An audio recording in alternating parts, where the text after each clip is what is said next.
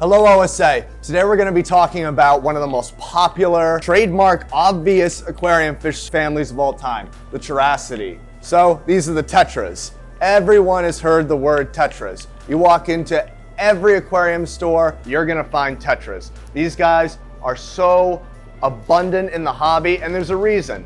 They're peaceful, they're diverse, they're colorful, they're relatively hardy, and if you get into the hobby, you can even breed them with relative ease. These guys are some Serpy Tetras right here. I like them a lot because they're kind of a middle of the line Tetra. Not too weak and brittle like a neon, not too aggressive and nippy either. These guys are absolutely fantastic. So the Terracity, they originate in South America, at least now.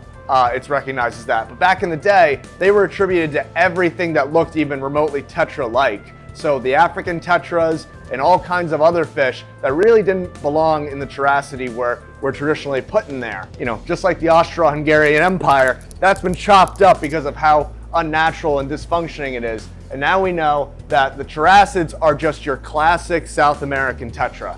So I love these guys because they're perfect for a beginner planted aquarium. They won't nip at your plants.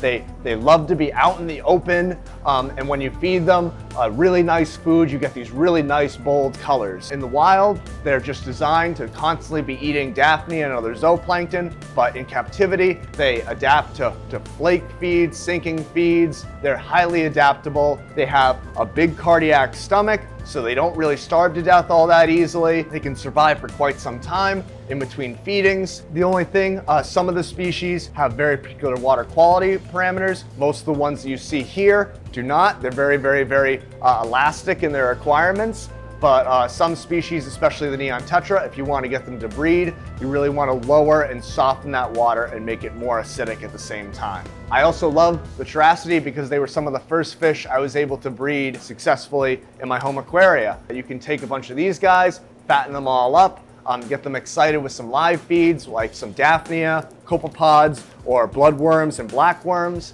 and have a bunch of vegetation at the bottom. Once you see them doing their charismatic little dance, they'll start dropping eggs. You can scoop the adults out, and then if you're patient for about a week or so, 2 weeks, eventually you'll start seeing some small fry, and after a very short juvenile state, you'll have some fairly confident mini versions of the Tetras that you started with. So the Terracity. Tetras, cannot recommend them more for an introductory fish keeper.